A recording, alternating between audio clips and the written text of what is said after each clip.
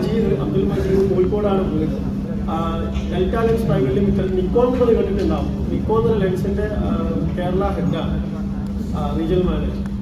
ഇതാണ്. ഇതിന് മുമ്പ് ഞാൻ വിശാലക്സിലാണ് വർക്ക് ചെയ്തിരുന്നത്. ഈ കമ്പനിയിൽ 13 വർഷമായി. അതിനു മുമ്പ് JKB ഹൈടെക്കിന് ഒരു ഷോറൂം ഉണ്ടായിരുന്നു. പഠിച്ചതെല്ലാം കോംപ്ലക്സ് കണ്ണാശുപത്രിയിലാണ്. ഇന്നത്തെ ക്ലാസ്സിന്റെ നിങ്ങളുടെ ആദ്യത്തെ പോസ്റ്റർ നിങ്ങൾ ശ്രദ്ധിച്ചിട്ടുണ്ടാവും. ഡെവലപ്മെന്റ്സ് ഇൻ ഒപ്താൽമിക് ലെൻസസ് എന്നൊരു പ്രോഗ്രാമിനെ കുറിച്ചൊരു ക്ലാസ് എടുക്കാനാണ് സത്യത്തിൽ ഞാൻ ഇന്ന് ഇൻവൈറ്റ് ചെയ്യുന്നത്. പക്ഷേ എൻ്റെ ക്ലാസ്സിൻ്റെ രീതി എന്ന് പറയുന്നത് ലെൻസിനെ കുറിച്ചിട്ട് പറയുന്നതിനൊപ്പം തന്നെ സെയിൽ ചെയ്യാനുള്ള ടിപ്സുകളും മോട്ടിവേഷനുകളും കൂടെ കൊടുക്കാറുണ്ട് എന്നതുകൊണ്ട് അത് എന്തുകൊണ്ട് കൊടുക്കാൻ പറ്റുന്നത് വെച്ച് കഴിഞ്ഞാൽ മേ ബി അത്രയും വർഷത്തെ എക്സ്പീരിയൻസ് ആയിരിക്കാം. അതുകൊണ്ട് ആളുകൾ മോട്ടിവേഷൻ സ്പീക്കറിന് തെറ്റിദ്ധരിച്ചു പോയതാണ്. ആക്ച്വലി ആ നോട്ട് മോട്ടിവേഷൻ സ്പീക്കർ സാധാരണ എന്താ പറയുക പ്രൊഡക്റ്റ് ഓറിയന്റഡ് ആയിട്ട് സംസാരിക്കുന്ന ആൾ മാത്രമാണ്. അപ്പോൾ ഇതുപോലെ ഈ സ്റ്റേജിൽ ഈ ADOയുടെ സ്റ്റേജിൽ നിൽക്കണം എന്നുള്ളത് ADOയുടെ ആരംഭകാലം മുതലുള്ള എന്താ പറയുക ഒരു ശ്രമമാണെന്ന് വേണമെങ്കിൽ പറയാം. ഷാജഹാനൊക്കെ അന്ന് മുതൽ ശ്രമിക്കുന്നുണ്ട്. പക്ഷെ നിങ്ങളെ ഭാരവാഹികൾ പറഞ്ഞതുപോലെ ADOയ്ക്ക് മാത്രം ഒരു എക്സ്ട്രാ പ്രത്യേകതയുണ്ട്. നിങ്ങൾ ഒഴുക്കിനെതിരെ നീന്തിയ ആളുകളാണ്. സാധാരണ എല്ലാ സംഘടനകളും ചുമ്മാ ഉണ്ടാവുന്നു, അത് എന്താവുന്നു, എക്സ്പാൻഡ് ചെയ്യുന്നു, അങ്ങനെയാണ്.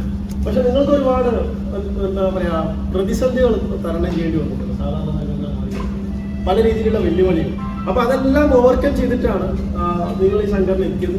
അപ്പോൾ ഒരുപാട് കാലത്തെ ഷാജഹാൻസിന്റെയും മഹബൂബിന്റെയൊക്കെ ശ്രമഫലമായിട്ടാണ് ഇന്നിപ്പോൾ ഞാൻ സ്റ്റേജിൽ നിൽക്കുന്നതെന്ന് വേണമെങ്കിൽ പറയാം. പക്ഷെ നിർഭാഗ്യം എന്ന് പറയട്ടെ, ഈ ഒരു പ്രോഗ്രാം എനിക്ക് ചെയ്യണമെന്നുണ്ടെങ്കിൽ മിനിമം 2.5 മണിക്കൂറെങ്കിലും വേണം എന്ന് ഞാൻ റിക്വസ്റ്റ് ചെയ്തിട്ടുണ്ട്. അപ്പൊ ഞാൻ എന്താണ് പ്രോഗ്രാം അല്ല 2.5 മണിക്കൂർ എടുക്കുമല്ലോ, എല്ലാവരും വാച്ചിലേക്ക് 2 മണിക്കൂർ എടുക്കും. അപ്പൊ ഞാൻ ഉദ്ദേശിച്ച പ്രോഗ്രാം എന്ന് പറഞ്ഞ് ഞാൻ ഉദ്ദേശിച്ചത് എന്താന്ന് വെച്ച് കഴിഞ്ഞാൽ ബേസിക് ആയിട്ടുള്ള കാര്യം.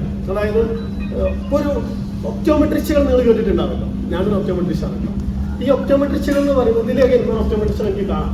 പിന്നെ കൃത്യമായ ഒരു കോഴ്സൊക്കെ കഴിഞ്ഞ് 3 or 4 വർഷത്തെ കോഴ്സൊക്കെ കഴിഞ്ഞ് അവർ ക്വാളിഫൈഡ് ആയ ശേഷമാണ് പരിശോധിക്കാൻ പറ്റുകയൊക്കെ ചെയ്യുന്നത്. പക്ഷെ എൻ്റെ മുമ്പിലിരിക്കുന്ന എല്ലാവരും ഒപ്റ്റീഷ്യൻസ് ആണ്. ഈ ഒപ്റ്റീഷ്യൻസ് ആയിട്ടുള്ള നമ്മളാരും ഒരു 90% ആളുകൾ ഒരുവിധ കോഴ്സുകളും കഴിഞ്ഞിട്ടല്ലേ. നമ്മളെ എക്സ്പീരിയൻസ് വെച്ചിട്ട് നമ്മളെ സീനിയറായിട്ടോ പരിചയക്കാരോ അയൽവാസികളോ കൂട്ടുകാരോ ഒക്കെ ഒപ്റ്റിക്കൽ ഷോപ്പിൽ ഉണ്ടാവും. നമ്മൾ യാദൃശ്ചികയുടെ ഒപ്റ്റിക്കൽ ഷോപ്പിൽ വർക്ക് ചെയ്യും. അങ്ങനെ ആശാനാവും. നമുക്കൊരു ആശാൻ ഉണ്ടാവല്ലേ, ആശാനോടൊന്ന് പറഞ്ഞു തരും. നമ്മൾ ഇത് എന്തെങ്കിലും ഒതന്റിക് ആണോ അല്ലെങ്കിൽ ഒതന്റിക് അല്ലേ, എന്തെങ്കിലും തെറ്റുണ്ടോ ഒന്നും അറിയില്ല. ആശാൻ ഒന്ന് പഠിച്ചാൽ 51 പേർക്കും ശിക്ഷ സംശയമില്ല. അപ്പൊ നമുക്ക് ഒരിക്കൽ പോലും നമ്മൾ പഠിച്ചുകൊണ്ടിരിക്കുന്ന അല്ലെങ്കിൽ നമ്മൾ പറഞ്ഞുകൊണ്ടിരിക്കുന്ന സംഗതി വസ്തുതയാണോ എന്ന് നമുക്ക് തന്നെ ഉറപ്പില്ല. അതിന് ഏറ്റവും വലിയ ഒരു സിമ്പിൾ ഉദാഹരണമാണ് ആന്റി റിഫ്ലക്ഷൻ കോട്ടിംഗ് ഒക്കെ പണ്ട് നമ്മൾ എങ്ങനെ വിൽക്കലെന്ന് അറിയാം. സാറ് രാത്രി വണ്ടി ഓടിക്കല്, അപ്പോൾ ഇതൊക്കെ വെച്ച് കഴിഞ്ഞാൽ വണ്ടിന്റെ ഇടയിലേക്ക് കാണൂല എന്നായിരുന്നു പണ്ട് വിൽക്കല്. പണ്ടത്തെ ആൾക്കാർ കുറച്ചൊക്കെ മുടി ധരിച്ച ആൾക്കാർക്ക് അത് കൃത്യമായിട്ട് ഉൾപ്പെടും. പുതിയ ജനറേഷൻ നടത്താൻ പരിചയമുണ്ടാവില്ല. അപ്പൊ പക്ഷെ ഇത് വെച്ച് കഴിഞ്ഞാൽ കംപ്ലൈന്റ് വരാൻ തുടങ്ങിയപ്പോൾ പിന്നെ സെയിൽസ്മാൻമാർ കോൺഫിഡൻസ് വന്നിട്ട് പറഞ്ഞു ഇല്ല ഒരു 100 ഒരു 80%, പിന്നെ 70, 60 പറഞ്ഞ് കുറച്ചൊക്കെ കുറയും എന്ന അവസ്ഥയിൽ സത്യത്തിൽ എതിരെ വരുന്ന വണ്ടിന്റെ അടുത്തേക്ക് ടീമാക്കാനുള്ള മാജിക് പോസ്റ്റ് ഒന്നും ആന്റി റിഫ്ലക്ഷൻ കോട്ടിംഗ് എന്ന് പിന്നീട് എന്നെ പോലുള്ള ലെൻസിന്റെ കമ്പനിക്കാർ വന്ന് ക്ലാസ് എടുത്ത് വരുമ്പോഴാണ് പതുക്കെ പഠിച്ചു വരുന്നത്. അപ്പോൾ ശരിക്കും ആർക്കാ ക്ലാസ് വേണ്ടത്? ശരിക്കും ക്ലാസ് വേണ്ടത് ഒപ്റ്റീഷ്യന് തന്നെയാണ്. അതായത് ശരിക്കും നമ്മളൊക്കെ ഭയങ്കരമായിട്ട് അഭിമാനിക്കണം. മനുഷ്യ ശരീരത്തിൽ ഏറ്റവും പ്രധാനപ്പെട്ട അവയവം ഏതാ? കണ്ണും കൂട്ടി പറയാൻ കണ്ണാണെന്ന്. കാരണം എന്ന് വെച്ചാൽ 80-85% അറിവും നമുക്ക് ലോകത്ത് നിന്ന് കിട്ടുന്നത് കണ്ണിലൂടെയാണ്. അതുകൊണ്ടാണ് അന്യഭാഷാ ചിത്രങ്ങൾ നമുക്ക് മലയാളത്തിലെ ഏത് സിനിമ കണ്ടാൽ നമുക്ക് കഥ മനസ്സിലാവും. ക്ലൈമാക്സിൽ നമ്മൾ കരിയും കോമഡി ഉണ്ടാകുമ്പോൾ ചിരിക്കും. നമുക്ക് ഭാഷ അറിയില്ല. അപ്പൊ നമ്മൾ ആലോചിക്കുക 85% അറിവും കിട്ടുന്നത് കണ്ണിലൂടെ. ബാക്കി ഒരു 15% അറിവാണ് ബാക്കി 4 സെൻസറി ഓർഗൻ എല്ലാവരും കൂടി ചെയ്യുന്നത്. അപ്പൊ കണ്ണില്ലാത്ത ഒരാളുടെ അവസ്ഥ എന്ന് പറയുന്നത് വളരെ പരിതാപകരമായി. അപ്പൊ നമ്മൾ ആ കണ്ണിന്റെയും കാഴ്ചയുടെയും ഒക്കെ കാവലാളുകളാണ് നമ്മൾ ഒപ്റ്റീഷ്യൻസ് എന്ന് പറഞ്ഞത്. അതത്ര സിമ്പിൾ ജോബല്ല. അതുകൊണ്ടാണ് വിദേശ രാജ്യങ്ങളിലൊക്കെ ഒപ്റ്റീഷ്യനായിട്ട് വർക്ക് ചെയ്യേണ്ടി വരുമ്പോൾ അവിടെ പരീക്ഷകൾ ഉണ്ടാവും. ഇവിടെ പരീക്ഷയും കാര്യങ്ങളൊന്നുമില്ല. ഇവിടെ പരീക്ഷകളൊന്നും വേണം ഞാനും പറയുന്നില്ല. പക്ഷെ നന്നേ ചുരുക്കം ഒപ്റ്റീഷ്യനായിട്ട് നിൽക്കുന്ന കാഴ്ച കൊടുക്കുന്ന ആളുകളായിട്ട് നിൽക്കുന്ന ആളുകൾ തങ്ങൾ ചെയ്യുന്നത് എന്താണെന്ന് അറിഞ്ഞിരിക്കെങ്കിലും വേണ്ട. നന്നേ ചുരുക്കം അറ്റ്ലീസ്റ്റ് ഒരു ബേസിക് അറിവെങ്കിലും. അപ്പൊ ശരിക്കും ഞാൻ ഷെഡ്യൂൾ ചെയ്തിരുന്നത് ബേസിക് മുതൽ തുടങ്ങാം. എന്താണ് എൻ്റെ ബേസിക്? പ്ലസ് ലെൻസ് എന്താണ്, മൈനസ് ലെൻസ് എന്താണ് ഇതൊന്നും ഞാൻ പറയേണ്ട കാര്യമെന്ന് അറിയാം. പക്ഷെ സ്പീഡ് പറഞ്ഞു പോവാം. പിന്നെ മയോപ്പി എന്നാണ്, ഹൈപ്പർമെട്രോപ്പി എന്നാണ്, അസ്റ്റിഗ്മാറ്റിസ് എന്നാണ്, പ്രസ്ബയോപ്പി എന്താണ്, എങ്ങനെയാണ് ഈ കറക്ഷൻ വരുന്നത്, എന്തുകൊണ്ടാണ് ഈ സിലിണ്ടർ വരുന്നത്, പിന്നെ അത്തരം സംഗതികൾ ജസ്റ്റ് ഒന്ന് എക്സ്പ്ലെയിൻ ചെയ്യാം. പ്രിസ് എന്താണെന്ന് എക്സ്പ്ലെയിൻ ചെയ്യാം. ഇതിന് ശേഷം ഞാൻ എക്സ്പ്ലെയിൻ ചെയ്യാൻ വിചാരിച്ചിരിക്കുന്നത് പിന്നെ റിഫ്രാക്റ്റീവ് ഇൻഡെക്സ് എന്താണ്. നിങ്ങൾ ഏത് കമ്പനിയുടെ പ്രൈസ് ലിസ്റ്റ് എടുത്ത് നോക്കിക്കഴിഞ്ഞാലും ഏത് പ്രൈസ് ലിസ്റ്റ് പറഞ്ഞാൽ നിങ്ങൾ ആദ്യം കാണുന്ന ഇൻഡെക്സ് 1.5, 1.6, 6, 7 എന്നിട്ട് നിങ്ങൾ പ്രൊഡക്റ്റിന്റെ പേര് കാണുമോ, എന്നിട്ട് നിങ്ങൾ എന്ത് കാണുമോ, പ്രൈസ് കാണുമോ. അപ്പൊ റിഫ്രാക്റ്റീവ് ഇൻഡെക്സ് ആണ് എല്ലാ കമ്പനിയും, ഏത് കമ്പനി ആയിക്കോട്ടെ, ഞാൻ നിക്കോണാണ്, നിക്കോണിനകത്ത് ഏത് കമ്പനി ആയിക്കോട്ടെ, ബ്രാൻഡ് നിങ്ങൾ തുറന്നു ആദ്യം കാണാൻ റിഫ്രാക്റ്റീവ് ഇൻഡെക്സ് ആണ്. റിഫ്രാക്റ്റീവ് ഇൻഡെക്സ് എന്താണെന്ന് ഞാൻ നിങ്ങളോട് ചോദിച്ചു കഴിഞ്ഞാൽ എത്ര പേർക്ക് അതിന് മറുപടി പറയാൻ പറ്റും? അപ്പോൾ അതിന്റെ സിഗ്നിഫിക്കന്റ് എന്താണെന്നെങ്കിലും മറുപടി പറയാൻ പറ്റുമോ? അബേ നമ്പർ എന്താണ്, സ്പെസിഫിക് ഗ്രാവിറ്റി എന്താണ്, ഇമ്പാക്ട് റെസിസ്റ്റൻസ് എന്ന സംഗതി എന്താ അറിയില്ല. പിന്നെ ക്രൗൺ ഗ്ലാസ്, CR39, പോളികാർബണേറ്റ്, ട്രൈബെക്സ്, ഫ്യൂച്ചർസ്, ഒരുപാട് മെറ്റീരിയൽ. നമ്മൾ ചുരുക്കം 4 മെറ്റീരിയലിനെ കുറിച്ചിട്ടെങ്കിലും നമുക്ക് ബേസിക് അറിവുകളുണ്ടോ? നമ്മളത് വിൽക്കുന്ന ആളുകളാണ്. പിന്നെ scratch resistant coating, anti reflection coating, hydrophobic coating, anti static coating, blue cut, polarised, photochromic, ഇത്രയും സംഗതികൾ വാല്യൂ ആഡ് സർവീസസ് ആയിട്ട് നമുക്ക് ഇത് കൊടുത്താൽ കുറച്ചുകൂടി നമുക്ക് കൊടുത്തില്ലെങ്കിൽ എന്താ പറയുക ഭയങ്കര നഷ്ടമായിരിക്കും. കൊടുത്താൽ നമുക്ക് ബിസിനസ് മാത്രമല്ല കസ്റ്റമർക്ക് കംഫർട്ട് കൂടും. ഇതും ഓരോന്നും ശരിക്കും എന്താണ്, സ്ക്രാച്ച് വരാത്ത സാധനമാണോ സ്ക്രാച്ച് റെസിസ്റ്റന്റ് കോട്ടിംഗ്? ശരിക്കും ഇതിൽ എന്താണ് സംഭവിക്കുന്നത്? അപ്പൊ നമ്മൾ എന്താണ് കസ്റ്റമറോട് പറയേണ്ടത്, നമ്മൾ എങ്ങനെയാണ് പറയേണ്ടത്, എന്ത് പറയാൻ പാടില്ല, എങ്ങനെ പറഞ്ഞിട്ടാണ് അതിനെ വിൽക്കുക, ആന്റി റിഫ്ലക്ഷൻ കോട്ടിംഗ് നമ്മൾ എങ്ങനെയാണ് സെല് ചെയ്യേണ്ടത്, ഫോട്ടോക്രോമിക്സിന്റെ പ്രത്യേകതകൾ എന്തൊക്കെയാണ്, എവിടേക്കാണ് UV പ്രൊട്ടക്ഷൻ ഉള്ളത്, ബ്ലൂ കട്ട് ശരിക്കും ബ്ലൂനെ കട്ട് ചെയ്യുന്നുണ്ടോ, ഇത്യാദി നമ്മൾ സ്ഥിരം മനസ്സിലാക്കേണ്ട ഒരുപാട് ചോദ്യങ്ങളുണ്ട്. ഈ ചോദ്യങ്ങൾക്കെല്ലാം ഉത്തരമായിരിക്കണം ഇന്നത്തെ ക്ലാസ് എന്ന് സത്യം പറഞ്ഞാൽ ഞാൻ വളരെ ആത്മാർത്ഥമായിട്ട് ആഗ്രഹിച്ചിട്ടുണ്ടായിരുന്നു. പക്ഷെ നിർഭാഗ്യവശാൽ ഞാൻ നിങ്ങളെ വാസി എനിക്ക് ഇഷ്ടപ്പെട്ടു കേട്ടോ. നമ്മളെ എന്താ പറയുക, അടിപൊളി സൗണ്ട്, സൂപ്പർ സൗണ്ട്. പിന്നെ അദ്ദേഹം പറഞ്ഞതുപോലെ കൃത്യസമയത്ത് തന്നെ ഞാൻ വന്നത്. പിന്നെ 10:30, ഞാൻ പറഞ്ഞത് ഒരു മണിക്ക് എനിക്കൊരു ഇവിടുന്ന് പോയി പറ്റുന്നതാണ്. മാക്സിമം 1:15 മണ്ണാർക്കാട് ഒരു ഒഴിവാക്കാൻ പറ്റത്തൊരു കല്യാണം. അപ്പോൾ 10:30 ഞങ്ങളെ പ്രോഗ്രാം കഴിയും. 10:30 മുതൽ അപ്പോൾ ഞാൻ കണക്കൂട്ടി 2 മണിക്കൂർ കുഴപ്പമില്ല, എനിക്ക് 3 മണിക്കൂറുണ്ട്, 2 മണിക്കൂറിൽ ഞാൻ ഫാസ്റ്റായിട്ട് ചെയ്തേക്കാം എന്ന് കരുതി. അതെന്തായാലും എത്തൂല. അപ്പോൾ നമുക്ക് പോടത്തോളം പോവാം. പിന്നെ വേറൊരു സെഷൻ ഉള്ളത് പ്രോഗ്രസീവിന്റെ ഫിറ്റിംഗ്, ഡിസ്പെൻസിങ്, അതിന്റെ ട്രബിൾ ഷൂട്ടിങ്, കംപ്ലൈന്റ് എങ്ങനെ ഡീൽ ചെയ്യണം, PD മാർക്കേണ്ടത് എങ്ങനെയാണ് അതിൽ ഡിസ്റ്റോർഷൻ വരുന്നത്, എന്തൊക്കെയാണ് നമ്മൾ ശ്രദ്ധിക്കണം, അത് ഒരു സെഷൻ ഉണ്ട്. അതിനൊരു 1 hour വേണം. അതും ഇപ്പം എനിക്ക് എടുക്കാനുള്ള ഗ്യാപ്പില്ല. ഞാനിങ്ങനെ ഇങ്ങനെ ആലോചിക്കുകയായിരുന്നു പിന്നെ എന്താണ് ചെയ്യേണ്ടത്. ഇതിൻ്റെ ഇടയിൽ ഞാനൊരു ഫോളോ ചെയ്തു.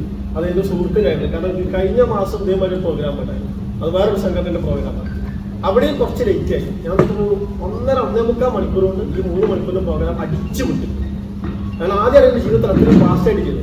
അപ്പോൾ ആ പ്രോഗ്രാം ശരിക്കും എത്ര സമയം കൊണ്ടാണ് തീർത്തതെന്ന് ഒന്ന് ഒപ്പിയെടുത്താണ്ട് അപ്പം അവൾ പറഞ്ഞു അവർ 1.25 മണിക്കൂർ എടുത്തിരുന്നു. അപ്പോൾ അതും നടക്കില്ലാന്നൊക്കെ മനസ്സിലായി. അപ്പോൾ ജസ്റ്റ് തുടങ്ങാം. ഏതൊക്കെ പോകുന്ന എനിക്കറിയില്ല, ഇൻട്രൊഡക്ഷനാണ്. അത് നമുക്കൊരു വീഡിയോ വെക്കാം. അതായത് മൂഡ് വരും, ജസ്റ്റ് ഒരു മൂഡിലോട്ട് വരാം. ഇതൊരു പഴയ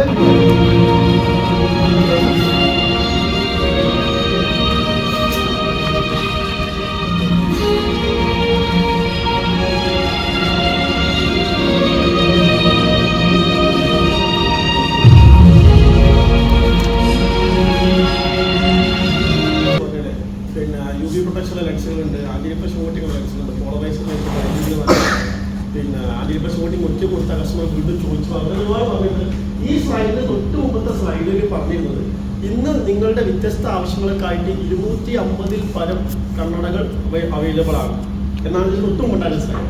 എന്നതാണ് നിങ്ങളോട് ചോദിക്കുകയാണ്, how many eye glasses do you have to address your daily needs? നിങ്ങളുടെ ഡെയിലി നീഡ്സിന് നിങ്ങൾക്ക് എത്ര കണ്ണട ഉണ്ടെന്നാണ് അവർ ചോദിക്കുന്നത്. ഇവിടെയാണ് വീഡിയോ നിൽക്കുന്നത്. ഈ വീഡിയോക്ക് ഒരുപാട് വർഷം പഴക്കം, കൃത്യമായിട്ട് പറഞ്ഞാൽ 20 വർഷം. കാരണം 2005 ഞാൻ ജോയിൻ ചെയ്യുമ്പോഴുള്ള വീഡിയോ ആണ്, അല്ലാതെ ഇത് പുതിയ വീഡിയോ അല്ല. എന്ന് പറഞ്ഞാൽ 20 വർഷം മുമ്പ് അവർ പറയാതെ 250 ടൈപ്പ് ലെൻസസ് അവൈലബിൾ ആണ്. How many eye glasses do you have? അപ്പോൾ ഇന്ന് എത്ര ഉണ്ടാവും? 250 ആയ തീരുള്ളൂ. 1000, 2000 ഒക്കെ ഉണ്ടാവും, അല്ല അതിൽ കൂടുതൽ ഉണ്ടായേക്കാം. വ്യത്യസ്തമായ ലെൻസുകൾ. ഞാൻ നിങ്ങളോട് ചോദിക്കുന്നത് ചോദ്യമില്ല, ഞാൻ നിങ്ങൾ ഒറ്റ ചോദ്യം ചോദിക്കുന്നത്, how many eye glasses do you know to address your daily needs? എത്ര കണ്ണടനെ കുറിച്ച് നിങ്ങൾക്ക് അറിയാം? അത്ര ഞാൻ ചോദിക്കുന്നു. നിങ്ങൾക്ക് ഉണ്ടോയെന്ന് ഞാൻ ചോദിക്കുന്നില്ല. അപ്പോൾ എനിക്ക് BMW ഉണ്ട് അല്ലെങ്കിൽ Ferrari ഉണ്ടെന്നൊന്നും പറയണ്ട. അറ്റ്ലീസ്റ്റ് ഈ BMW കേട്ടിട്ടെങ്കിലും എനിക്ക് ചോദിക്കാം. അതേപോലെ നിങ്ങൾക്ക് എത്ര ലെൻസിനെ കുറിച്ച് അറിയാം? ഈ പറഞ്ഞ 250 അല്ല, 500, 1000 എത്ര അത്രയും ലെൻസുകളെ കുറിച്ച് നിങ്ങൾക്ക് അറിയുമോ എന്ന് ചോദിച്ചു കഴിഞ്ഞാൽ അതിനെന്തായിരിക്കും നമുക്ക് ഉത്തരം? ഇത്രയൊക്കെ ലെൻസുകൾ ഉണ്ടോ മാർക്കറ്റിൽ നിന്ന്? സ്വാഭാവികമായിട്ട് അത്ഭുതപ്പെടും. ഒന്നും വേണ്ട, നിങ്ങൾക്ക് ആർക്കെങ്കിലും എൻ്റെ കണ്ണടൻ്റെ ഇതിൻ്റെ റേറ്റ് എത്രയാണെന്ന് വൈൽഡായിട്ട് ഗസ് ചെയ്യാൻ പറ്റുമോ? ഈ കണ്ണടൻ്റെ റേറ്റ് ഇതൊരു സിംഗിൾ വിഷൻ ലെൻസാണ്. എത്രയായിരിക്കും ഇതിൻ്റെ റേറ്റ്? രാവിലെ തന്നെ ഒന്ന് തള്ളാന്ന് വിചാരിച്ചേക്കുന്നത്. ഞാൻ ഫേസ്ബുക്കിൽ ഇട്ടുണ്ടായിരുന്നു പണ്ട് വാങ്ങി. അപ്പോൾ ചിലപ്പോൾ എൻ്റെ ഫേസ്ബുക്ക് ഫ്രണ്ട്സ് ഉണ്ടെങ്കിൽ അവർക്ക് അറിയാം. ഏകദേശം എത്ര? 50,000 ഒരാൾ പറഞ്ഞു. അതിന്റെ ബോൾ ആർക്കെങ്കിലും അഭിപ്രായം ഉണ്ടോ? അതെ, 80,000 റുപ്പീസ് വരും. 80,000 റുപ്പീസ് വരും. അതിൽ ഫ്രെയിമിന് ഒരു 5,000 രൂപ വരും. പിന്നെ ലെൻസിനാണ് പറഞ്ഞ ഒരു 75,000 കൊടുത്തത്. നിക്കോണിന്റെ CMAX എന്താണെന്ന് സ്വർണ്ണം കൊണ്ട് ഉണ്ടാക്കിയാണോ? ഫ്രെയിം മാത്രം കൊടുക്കും. ഇതൊരു പേഴ്സണലൈസ്ഡ് ലെൻസാണ്. 1.67 ഇൻഡെക്സ് ആണ്, പേഴ്സണലൈസ്ഡ് ലെൻസാണ്. അത് നോഡ് ജപ്പാൻ ഡിസൈൻ ചെയ്തതാണ്, ട്രാൻസിഷനാണ്, അതിൻ്റെ എമറാൾഡ് ഗ്രീനാണ്, പിന്നെന്താ സീക്കോട്ട് ഡ്രൈവാണ് കോട്ടിങ്. അങ്ങനെ അതിൻ്റെ കാരണങ്ങൾ അന്വേഷിക്കാൻ ഒരുപാടെണ്ണം ഉണ്ടാവും. ഇതിൻ്റെ കൂടി കൂടുമ്പോഴാണ് ഇത്രയും വില വരുന്നത്. അപ്പോൾ ഇത്രയും വില ഉണ്ട്. പണ്ടൊക്കെ നോക്കിക്കൊണ്ടത് തന്നെ ശൈലജ ടീച്ചർ ഇപ്പോൾ ഒരു കന്നഡ വാങ്ങിയ സമയത്ത് ഭയങ്കര വാർത്തയിലൊക്കെ ഭയങ്കര വിഷയമുണ്ടായിരുന്നു. എത്ര പിന്നെ 20,000 റുപ്യ കന്നഡ എന്ന് ചോദിച്ചാൽ ഭയങ്കര എക്സാക്റ്റ് ഇല്ല. നന്നേ ചോദിച്ചാൽ കന്നഡൻ്റെ ഫീൽഡിൽ ആൾക്കാരെങ്കിലും പുച്ഛം തോന്നിയിട്ടുണ്ട്. ഇപ്പം ഇതൊക്കെ ഇവിടുന്ന് പോയിട്ട് 20,000 റുപ്യൻ്റെ ഒരു കന്നഡയാണോ? അപ്പോഴാണ് സിംഗിൾ വിഷൻ ഉപയോഗിക്കുന്നത്. ശൈലജ ടീച്ചർ പ്രോഗ്രസീവ് ആണ്. അപ്പോഴാണ് സിംഗിൾ വിഷൻ്റെ കാര്യത്തിൽ 80,000 എന്ന് പറയുന്നത്. ഇത് ഞാൻ തള്ളാൻ വേണ്ടി പറഞ്ഞതല്ല. നന്നേ ചുരുക്കം ഇങ്ങനെ ലെൻസ് ഉണ്ടെന്നും ഇതിന് ഇത്ര വില ലെൻസ് ഉണ്ടെന്നും ഇത് ഉപയോഗിക്കുന്ന ആളുകൾ ഉണ്ടെന്നും ഒക്കെ നമ്മളൊന്ന് മനസ്സിലാക്കണം. ആര് മനസ്സിലാക്കിയില്ലെങ്കിലും നമ്മൾ ഈ ഫീൽഡിലല്ലേ, നമ്മളല്ലാതെ വേറെ ആരതൊക്കെ മനസ്സിലാക്കേണ്ടത്. അപ്പോൾ നമുക്ക് അതിലോട്ട് കടക്കുന്നതിന് മുമ്പ് നമുക്ക് ബേസിക് ആയിട്ട് കാര്യങ്ങളിലോട്ട് കടക്കാം. നമ്മൾ ഭയങ്കര ഒരുവിധ കമ്പനിക്കാരൊക്കെ വന്നിട്ട് ലെൻസിനെ കുറിച്ചിട്ട് നമുക്ക് നമ്മൾ ഭയങ്കര വിശദീകരിച്ച് ക്ലാസ് എടുക്കും. പക്ഷെ ഇങ്ങനെ വിശദീകരിച്ച് ക്ലാസ് എടുക്കുമ്പോൾ നമ്മൾ ബേസിക് ആയിട്ട് പല സംഗതികളും മറന്നു പോകും. അപ്പോൾ നമുക്കൊന്ന് തിരിച്ചു വരാം. കാരണം ലെൻസിന്റെ കമ്പനിക്കാർ പല പല ക്ലാസ്സുകൾ ഇടയ്ക്കിടയ്ക്ക് ഇങ്ങനെ എടുക്കും, പ്രൊഡക്റ്റ് ക്ലാസ്സുകളൊക്കെ. അപ്പോൾ നമ്മളെല്ലാവരും ഇണ്ടാതെ ഇങ്ങനെ ഇരിക്കും. കാരണം ചോദിച്ചാൽ മോശമല്ലേ, അതിലാന്ന് ആയിരിക്കും ഇല്ലെന്ന് എഴുതിയിട്ട്. അതുകൊണ്ട് ആരും ഒന്നും കൊണ്ടില്ല. അപ്പോൾ അന്നങ്ങനെ പോട്ടെ. നമുക്കൊരു കാര്യം ചെയ്യാം. നമുക്കിന്ന് ഫുൾ കുട്ടികളാണ്, ഒന്നും അറിയാത്ത കുട്ടികൾ. നിങ്ങളുടെയൊക്കെ എക്സ്പീരിയൻസ് ഞാൻ മാനിക്കാൻ നിന്നാൽ എനിക്കിവിടെ ഇരിക്കാനോ നിൽക്കാനോ കഴിയില്ല. കാരണം അത് ഞാൻ ഏറെ കാലത്ത് പോലും. അപ്പോൾ തൽക്കാലത്തേക്ക് ക്ലാസ് എടുക്കാനുള്ള സൗകര്യാർത്ഥം എൻ്റെ മുമ്പിലിരിക്കുന്ന നിങ്ങൾക്ക് ആർക്കും ഒന്നും അറിയില്ല എന്ന് ഞാനൊന്ന് സങ്കല്പിച്ചോട്ടെ. എന്നാലേ ക്ലാസ് എടുക്കാൻ പറ്റുള്ളൂ, അല്ലെങ്കിൽ എന്തായാലും എടുക്കാൻ കഴിയില്ല. അപ്പോൾ നിങ്ങൾ ഇതുവരെ പഠിച്ച സംഗതികളെല്ലാം മറന്നിട്ട് നമുക്ക് പുതിയൊരു ഫ്രഷ് ക്ലാസ്സിലേക്ക് ഇരിക്കാം. കാരണം എന്താ വെച്ചാൽ നമ്മൾ പുതുതായിട്ട് എന്തെങ്കിലും സ്വീകരിക്കണമെന്നുണ്ടെങ്കിൽ നമ്മൾ മനസ്സാദ്യം ഫ്രീ ആയിരിക്കും. ഇപ്പോൾ നമുക്ക് ക്ലാസ്സൊക്കെ നമ്മൾ മൊബൈലിലോട്ട് വരും. മുമ്പൊക്കെ നമ്മൾ സ്കൂളിൽ പോകലാണ്. അതിനു മുമ്പ് ഗുരുകുല വിദ്യാഭ്യാസ സമ്പ്രദായം എന്നൊരു സമ്പ്രദായം ഉണ്ടായിരുന്നു. എന്ന് പറഞ്ഞാൽ ഗുരുവിൻ്റെ വീട്ടിൽ പോയിട്ട് പഠിക്കണം. എന്നാൽ അങ്ങനെ എന്നിട്ട് അവിടെ താമസിച്ച് പഠിക്കും. അവിടുത്തെ എല്ലാ പണിയെടുക്കും, അടുക്കള പണി അടക്കെടുക്കും. ഗുരു എന്ന് പറഞ്ഞാൽ ഭയങ്കര ഭയഭക്തിയായിരിക്കും. ഇന്ന് മാഷന്മാരെ പുല്ലുമല്ല. അങ്ങനെ ഒരു കാര്യം ഉണ്ടായിരുന്നു. അപ്പോൾ ഓരോ അടവും പിന്നെ നമ്മളെ ഈ ചതി ചന്തൊക്കെ അതിന് സിനിമയിലൊക്കെ ഓരോ അടക്കം വരാതെ ഓരോ അടവും ഓരോ ശിഷ്യ ഗുരുവിൻ്റെ അടുത്ത് പോയി പഠിച്ചിട്ടുണ്ടാകും. അതിലൊരു ഒരു എക്സ്പെർട്ട് ആയിട്ടുള്ള ആളെല്ലാം പഠിച്ചു. ഒരു വിദ്യ കൂടി അദ്ദേഹത്തിന് പഠിക്കാൻ ബാക്കിയെന്ന് അദ്ദേഹം മനസ്സിലാക്കുകയും അത് പഠിക്കാൻ വേണ്ടിയിട്ട് ഒരു ഗുരുവിൻ്റെ അദ്ദേഹത്തിന് മാത്രമേ അറിയാം. അദ്ദേഹത്തിൻ്റെ വീട്ടിലോട്ട് യാത്രയാവുകയും ഒരുപാട് ദിവസങ്ങളോട് സഞ്ചരിച്ച ഒരു സന്ധ്യാസമയത്ത് അദ്ദേഹത്തിന് വീട്ടിലെത്തുകയും കാര്യം അവതരിപ്പിക്കുകയും ചെയ്യും. ഗുരു എന്നെ ശിഷ്യനായി സ്വീകരിക്കണം, കാരണം എനിക്ക് അതുകൂടി പഠിച്ചിട്ട് ഞാൻ പൂർണ്ണനായി എന്ന് പറയാം. അപ്പോൾ ആ ഗുരു പറഞ്ഞു നമുക്കൊരു ചായ കുടിച്ച് തുടങ്ങിയാലോ. ആയിക്കോട്ടെ നമ്മൾ ഗുരു അകത്ത് പോയിട്ട് 2 ഗ്ലാസ് ചായ ഒഴിക്കാനുള്ള ഫ്ലാസ്കും കൊണ്ടുവന്നിട്ട് അദ്ദേഹം ചായ ഇങ്ങനെ ഒഴിക്കാൻ തുടങ്ങി. ഒഴിച്ച സമയത്ത് ചായ ഇങ്ങനെ പൊന്തി വരുന്നു. അപ്പോൾ ശിഷ്യന് പറയുന്നുണ്ട്, നിർത്തുന്നത് പറയുന്നുണ്ട്. പക്ഷെ ഈ ഭയഭക്തി കൊണ്ട് പറയാൻ തോന്നും, പറഞ്ഞില്ല. അത് കാരണം ചായ നിറഞ്ഞ് ചിന്താൻ തുടങ്ങി. ചിന്ത മീൻസ് ഇവിടെ ചിന്ത തന്നെയാണ്. അങ്ങനെ താഴോട്ട് ചിന്താൻ തുടങ്ങിയ തൂവാൻ തുടങ്ങിയ സമയത്ത് അവസാനം ഗതി കിട്ടിയ ശിഷ്യൻ പറഞ്ഞു ഗുരു ചായ താഴോട്ട് പോകുന്ന നിർത്തിക്കാ പാരലേന്ന് പറഞ്ഞു. അപ്പോൾ ഗുരു പറഞ്ഞു ഇത് തന്നെയാണ് നിങ്ങളുടെ അവസ്ഥ. ഒരുവിധം എല്ലാ സംഗതികളും അറിയാമെന്ന ധാരണ കാരണം ഞാൻ എന്ത് ഒഴിച്ചു കഴിഞ്ഞാൽ അത് പുറത്തേക്കാണ് പോകുന്നത്. അപ്പോൾ എൻ്റെ ശിഷ്യത്വം സ്വീകരിക്കണമെന്നുണ്ടെങ്കിൽ എംപ്റ്റി യുവർ കപ്പ് ഫസ്റ്റ്. നിങ്ങളെ കപ്പ് നിങ്ങൾ ആദ്യം കാലിയാക്കുക. അതായത് എല്ലാം അറിയാം എന്നൊരു ധാരണ മനസ്സിൽ വെക്കാതിരിക്കുക. ഇത് തന്നെ എനിക്കിപ്പോൾ പറയാം. എല്ലാം അറിയാമെന്നല്ല, ഒന്നും അറിയാതെ സങ്കല്പിച്ചേക്കാം. എന്നാൽ എനിക്ക് പഠിപ്പിക്കാൻ ഒരു സുഖം ഉണ്ടാവും. ഇതാണ് നമ്മൾ ഒപ്റ്റിക്കൽ ഇൻഡസ്ട്രി എന്ന് പറയുന്നത്. നമ്മളെല്ലാ ഒപ്റ്റീഷ്യൻസിന്റെ ഗ്രൂപ്പാണ്. എൻ്റെ ടോപ്പിക് എന്ന് പറയുന്നത് ഡെവലപ്മെന്റ് ഇൻ സ്പെക്ടക്കൽ ലെൻസസ് ആണ്. ഡെവലപ്മെന്റിലേക്ക് നമ്മൾ എത്തിക്കില്ലെങ്കിലും നമുക്ക് ഇതിന്റെ തുടക്കമെങ്കിലും പഠിക്കണം. അത് ഏറ്റവും ടോപ്പിൽ ഒപ്താൽമോളജിസ്റ്റ് അല്ലെങ്കിൽ ഒപ്റ്റോമെട്രിസ്റ്റ് ആണ്. ഇവർ ഏറ്റവും ടോപ്പിൽ എന്നത് ഉദ്ദേശിച്ചത് ഇവര് ടോപ്പ് അർത്ഥത്തിലല്ല. ഒരു പേഷ്യന്റ്, ഒരു രോഗി ആദ്യമായിട്ട് ഒരു ഒപ്റ്റിക്കൽ ഷോപ്പിലോട്ട് ഹോസ്പിറ്റലിലോട്ട് വരുമ്പോൾ അവരുടെ പ്രൈമറി ആയിട്ട് അവർ ആദ്യം കാണുന്നത് ആരെന്ന് വെച്ചാൽ ഒരു കണ്ണ് ഡോക്ടറെയോ അല്ലെങ്കിൽ ഒരു ഒപ്റ്റോമെട്രിസ്റ്റിനോ ആയിരിക്കും. കാരണം അവരുടെ പരാതി എന്താ, എനിക്ക് കണ്ണട കാണുന്നില്ല. എല്ലാവരും അവരുടെ പരാതി എന്ന് പറയുന്നത് എനിക്ക് കാണുന്നില്ല, മേ ബി ദൂരത്തേക്ക് കാണുന്നില്ല, അല്ലെങ്കിൽ വായിക്കാൻ പറ്റും. അപ്പോൾ അവർ നമ്മളെന്താ പറയുക, ഒന്ന് പരിശോധിച്ചാലോ എന്ന് പറയും. ഡോക്ടർക്ക് ഒപ്റ്റോമെട്രിസ്റ്റ് അടുത്തൊക്കെ പോകും. അവിടുത്തെ ശേഷം അവർ പ്രിസ്ക്രിപ്ഷൻ എഴുതി കൊടുക്കുന്നത് ആ പ്രിസ്ക്രിപ്ഷൻ കൊണ്ട് ഈ പേഷ്യന്റ് എന്ത് ചെയ്യും, ഒപ്റ്റീഷ്യൻ എടുത്തുകൊണ്ടാണ്. ഒപ്റ്റീഷ്യൻ ഈ കാണുന്ന നിങ്ങൾ എല്ലാവരും ഒപ്റ്റീഷ്യൻസാണ്. ഒപ്റ്റീഷ്യൻ എന്ന് വെച്ചാൽ അവർക്ക് വേണ്ട ഫ്രെയിം എടുത്ത് കൊടുത്തതിന് ശേഷം അതിന്റെ ലെൻസിന്റെ പവർ എന്ത് ചെയ്യും, മാനുഫാക്ചറിംഗ് ലാബുകളിൽ ഓർഡർ ചെയ്യും. ഞാനൊക്കെ മാനുഫാക്ചറിംഗ് ലാബിൻ്റെ ആളാണ്, ഞാനും മാനുഫാക്ചറിംഗ് മാനുഫാക്ചറിംഗ് ലാബിൻ്റെ ആളുകളാണ്. അപ്പോൾ ഈ ഒപ്റ്റോമെട്രിസ്റ്റിന്റെ കയ്യിലും ഒപ്റ്റീഷ്യന്റെ കയ്യിലും തുടർന്ന് മാനുഫാക്ചറിംഗ് ലാബിന്റെ ആളുകൾക്ക് പോകുന്ന ഒരു സാധനമുണ്ട്. ആ സാധനത്തിന്റെ പേരാണ് പ്രിസ്ക്രിപ്ഷൻ. ഇതാണ് നമ്മുടെ ചോറ്. അപ്പോൾ വേറെ ഒന്നും പഠിച്ചിട്ടില്ലെങ്കിലും നന്നേ ചുരുക്കം നമ്മളെ ചോറായിട്ടുള്ള പ്രിസ്ക്രിപ്ഷൻ എന്താണെന്നെങ്കിലും നമ്മളൊന്ന് പഠിച്ചു വെക്കുന്നതാണ്. ഇതൊക്കെ നിങ്ങൾക്ക് അറിയാതെ എനിക്കും അറിയാട്ടോ. ഞാൻ എൻ്റെതായ ശൈലി പറയുന്നതേ ഉള്ളൂ. പക്ഷെ അതുകൊണ്ട് നിങ്ങൾക്ക് ഗുണം ചെയ്യും. ഓക്കെ, ഒന്ന് റൈറ്റ് സൈഡ് ലെഫ്റ്റ് സൈഡ്. നമ്മളെപ്പോഴും റൈറ്റ് സൈഡ് മാത്രം പ്രിസ്ക്രിപ്ഷൻ എഴുതാൻ പാടില്ല, ആദ്യം പിന്നെ ലെഫ്റ്റ് ചെയ്താൽ പാടില്ല. സ്പെരിക്കൽ ഉണ്ട്, സിലിണ്ടറിന്റെ ആക്സിസ് ഉണ്ട്, അഡീഷൻ ഉണ്ട്, പ്രിസം ഉണ്ട്, പി ഡി. നമുക്ക് മറ്റേ സൈഡ് എന്ന് പറഞ്ഞാൽ പി ഡി എന്ന് പറഞ്ഞാൽ പ്രിപ്പയർ ഡിസ്റ്റൻസ്. ഇപ്പൊ എല്ലാവർക്കും അറിയാം, പക്ഷെ ഒരു പ്രിസ്ക്രിപ്ഷൻ ഒന്നും ഉണ്ടാവാറില്ല. പ്രോഗ്രസീവ് പ്രിസ്ക്രിപ്ഷൻ രണ്ട് മസ്റ്റ് ആയിട്ട് കാണാം. എല്ലാത്തിനുണ്ടെങ്കിൽ നന്ന് പക്ഷെ നിർബന്ധമല്ല. പിന്നെ പ്രോഗ്രസീവായിട്ട് നിർബന്ധമാണ്. പ്രിസം എന്ന് പറയുകയാണെന്നുണ്ടെങ്കിൽ നമുക്ക് സ്കിന്നിലുള്ള ആളുകൾക്കാണ് പ്രിസം ഉണ്ടാകും. കോങ്കണക്കുള്ള ആളുകൾക്ക് പ്രിസം ഡിസ്ക്രൈബ് ചെയ്യാം. പ്രിസം നിങ്ങൾ കണ്ടിട്ടുണ്ടോ? പ്രിസം നിങ്ങളെ ഐഡിയത്തിൽ കണ്ടിട്ടുണ്ടാവും. ഇതാണ് പ്രിസം. ഈ വലിയ പ്രിസം ഒന്നും ഉണ്ടാവും കേട്ടോ. ഞാൻ ഡെമോൺസ്ട്രേഷൻ വേണ്ടി കൊണ്ടുവന്നേ. ഇതാണ് പ്രിസം എന്ന് പറയുന്നത്.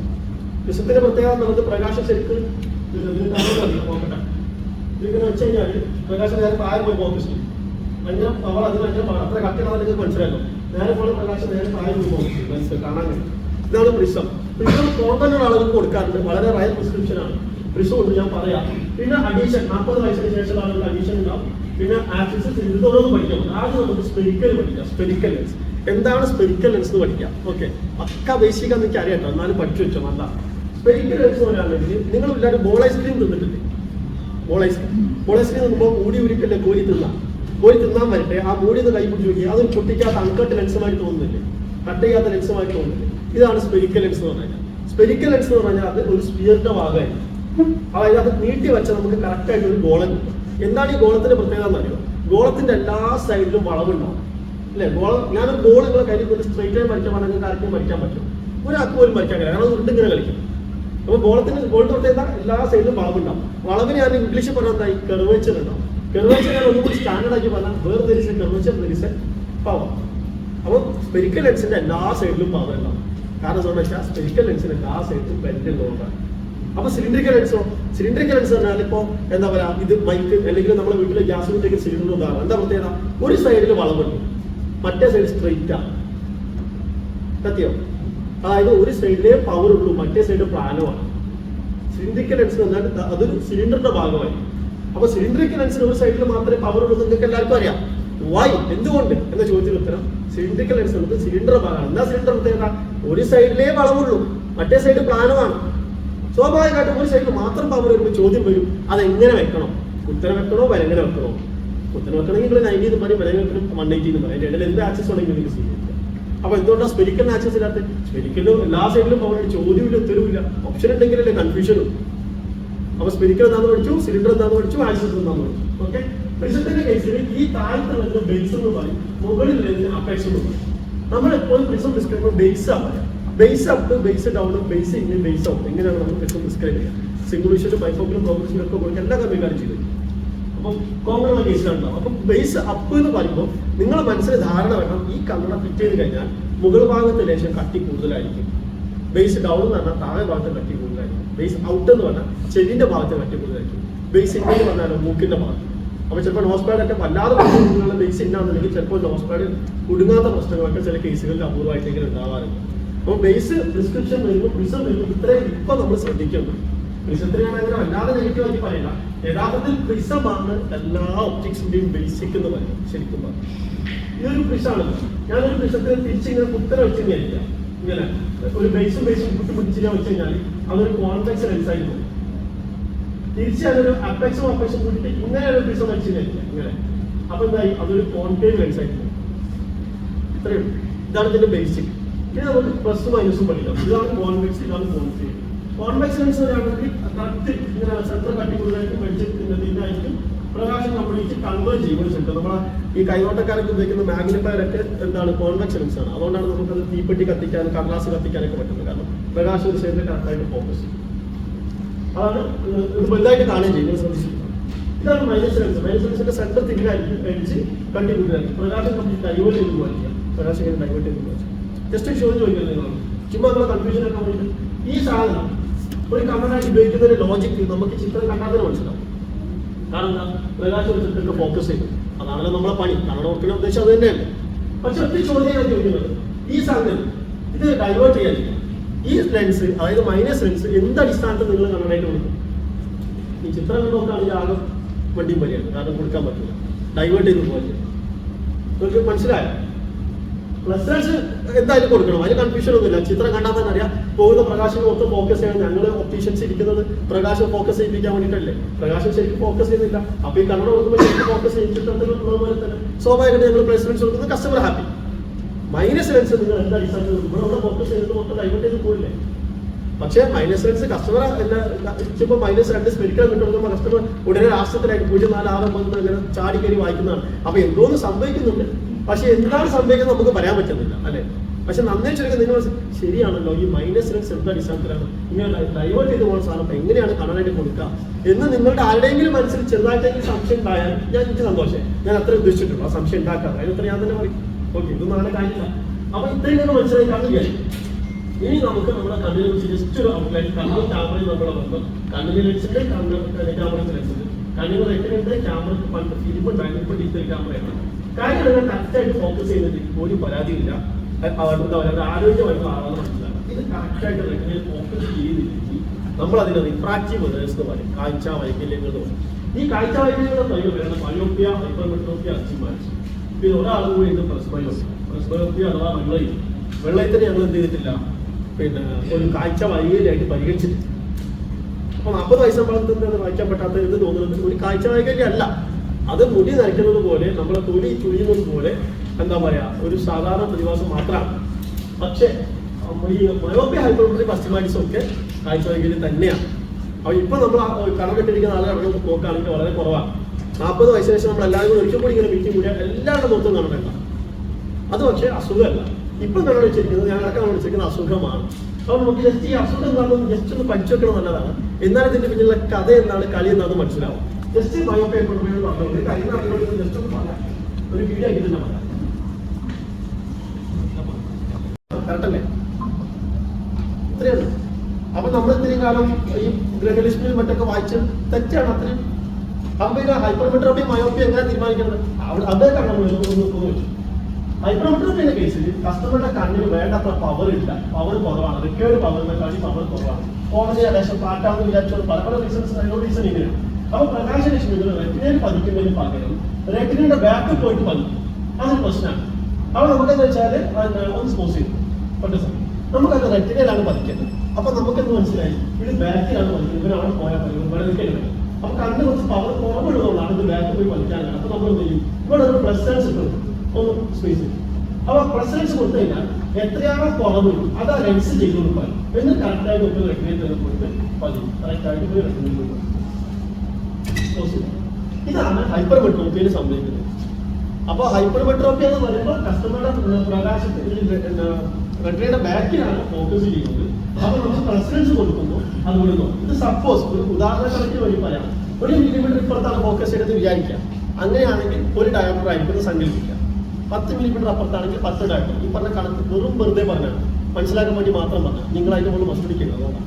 അതായത് ഓരോരോ മില്ലിമീറ്റർ അനുസരിച്ച് വെറുതെ സങ്കല്പിക്കാം. അപ്പൊ ഇത് നമുക്ക് എങ്ങനെ അറിയാൻ പറ്റും 1 മില്ലിമീറ്റർ ആണോ 2 മില്ലിമീറ്റർ ബാക്കിലാണോ ഈ പ്രകാശം ഫോക്കസ് ചെയ്തിരിക്കുന്നത്? അതിനാണ് നമ്മൾ റെറ്റിനോസ്കോപ്പി ARF ഉപയോഗിക്കുന്നത്. അപ്പോൾ ഒപ്റ്റോമെട്രിസ്റ്റുകൾ ചെയ്യും, അത് അവർ ചെയ്യട്ടെ. പക്ഷെ അവർ ചെയ്യുമ്പോൾ എന്താണ് ഇവിടെ സംഭവിക്കുന്നത് നമ്മൾ മനസ്സിലാക്കണ്ടേ സാധാരണക്കാർ. ഇതാണ് ഇവിടെ സംഭവം.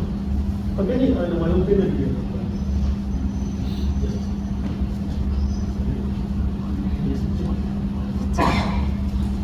നമ്മൾ പറയും, നമ്മൾ പറയില്ല നമുക്ക് ലേശം കൂടുതലാണ്. അതേമാതിരി മയോപ്പിയുള്ള ആളുകൾക്ക് ലേശം പവർ കൂടുതലാണെന്ന് ആണെങ്കിൽ പറയാം.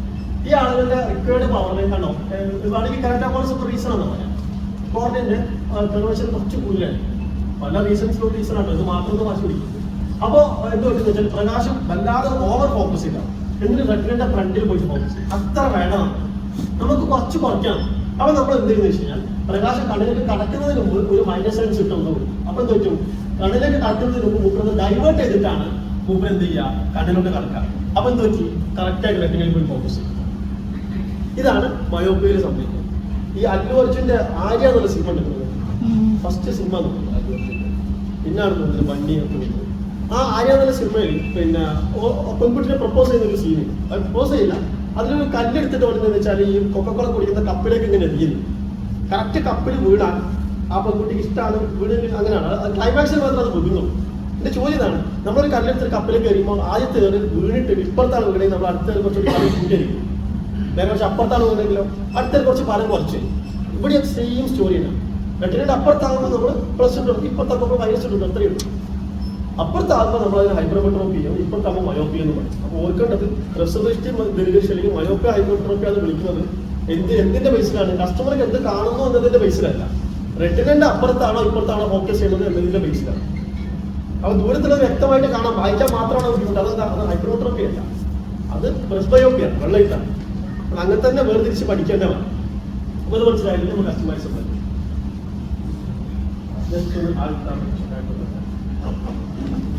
ഹൈപ്പർമെട്രോപ്പിയൊക്കെ ആണെങ്കിലും ഈ ഹൊറിസോണ്ടലായിട്ട് പോകുന്ന പ്രകാശം വെർട്ടിക്കലായിട്ട് പോകുന്ന പ്രകാശം ഒരു സൈഡിൽ തന്നെ ഒഴുമ്പുണ്ടായി, മേ ബി റെറ്റിനൊക്കെ അപ്പുറം അല്ലെങ്കിൽ റെറ്റിനൊക്കെ ഇപ്പുറം. ഇവിടെ ബോളിന്റെ ഷേപ്പിലുള്ള ഒരു വ്യത്യാസം. നമ്മളെ ബോളൈസ്റ്റിന്റെ അടപ്പ് നമ്മളിങ്ങനെ അമർത്തി പിടിച്ചാൽ ഇവിടെ ഒരു കെറുവെച്ചും ഇവിടെ ഒരു കെറുവെച്ചും വരും. അതാണ് ഇവിടെ സംഭവിക്കുന്നത്. അപ്പൊ എന്താ ഞാൻ ഒന്ന് പോസ് ചെയ്യും.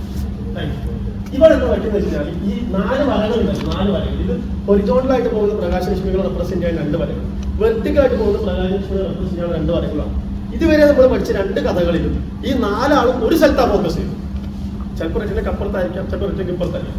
ഇവിടെ 2 ആൾ ഒരു സ്ഥലത്ത്, 2 ആൾ വേറെ സ്ഥലത്താണ് ഫോക്കസ് ചെയ്യുന്നത്. ഇത് മൊത്തത്തിൽ 5 രീതിയിലാവും. ഒന്ന്, ഒരാളെ റെറ്റിനെ തന്നെ ഒരു പ്രശ്നമില്ല, മറ്റാൾ റെറ്റിനൊക്കെ അകത്ത് അല്ലെങ്കിൽ പുറത്ത്, 2 പിന്നെ ഒന്ന് 2 ആൾ റെറ്റിനൊക്കെ അകത്ത് പക്ഷെ 2 പോയിന്റ്, അല്ലെങ്കിൽ 2 ആൾ റെറ്റിനൊക്കെ പുറത്ത് പക്ഷെ 2 പോയിന്റ്, അല്ലെങ്കിൽ ഒന്ന് സ്ക്രീനിൽ കാണാനും ഒന്ന് അകത്തൊന്ന് പോകും. ഇങ്ങനെ 5 രീതിയിലാണ് ഇത് ഡിഫറെന്റ് ടൈപ്സ് ഓഫ് അസ്റ്റമാറ്റിസം. നമ്മൾ അത്ര ഡീറ്റെയിൽ ആയിട്ട് പഠിക്കുന്നതായിരുന്നു. ഞാൻ ജസ്റ്റ് ഒരു എളുപ്പത്തിന് ഈ അറ്റത്തുള്ള സാധനത ഇത് റെറ്റിനയിലാണെന്ന് സങ്കല്പിക്കുക. ഇവ മാത്രമാണ് ഉള്ളതെന്ന് വിചാരിക്കാം. അപ്പൊ നമുക്ക് എന്താണെന്ന് വെച്ചാൽ ഈ പ്രകാശത്തിന് നേരെ റെറ്റിനയിലേക്ക് എത്തിക്കാൻ നമുക്കറിയാം, ഫ്രണ്ടിലുള്ള പ്രകാശത്തിന് ബാക്കിലേക്ക് എത്തിക്കാൻ ഒരു മൈനസ് സെൻസ് കൊടുത്താൽ മതി, നമ്മൾ നേരത്തെ പഠിച്ചു. അപ്പൊ നമ്മളിവിടെ എന്ത് ചെയ്യാണ്, ഒരു മൈനസ് സ്പെരിക്കൽ കൊടുത്തെന്ന് വിചാരിക്കാം. എന്താ സംഭവിക്കാന്നാല് ഇയാൾ റെറ്റിനയിൽ എത്തിക്കും, റെറ്റിനയിലുള്ള ആൾ ബാക്കോട്ട് പോവുകയും ചെയ്യും. കാരണം പവർ എല്ലാവർക്കും ഒരുപാട് അപ്ലിക്കബിൾ ആണ്. അപ്പൊ നമുക്ക് എന്ത് ചെയ്യണമെന്ന് വെച്ച് കഴിഞ്ഞാൽ റെറ്റിനയിലുള്ള ആളെ ബുദ്ധിമുട്ടിക്കാനേ പാടില്ല. അതിന് പകരം അയാൾ അടക്കരുത്, തുടരുത്. എന്നിട്ട് എന്ത് ചെയ്യണം, ഇപ്പോഴത്തെ ആൾ മാത്രം അങ്ങോട്ട് എത്തിക്കണം. അപ്പൊ എന്ത് ചെയ്യണം, ഒരു സൈഡിൽ മാത്രം പവർ ലെൻസ് വേണം കൊടുക്കാൻ. അങ്ങനെ ഒരു സൈഡിൽ മാത്രം പവർ ലെൻസ് ഒക്കെ ഉണ്ടപ്പോൾ ഉണ്ട്. ആ ലെൻസിന് പേരാണ് സിലിണ്ടറിക്കൽ ലെൻസ്. സിലിണ്ടറിക്കൽ ലെൻസ് ഒരു സൈഡിൽ മാത്രമേ പവർ ഉള്ളൂ.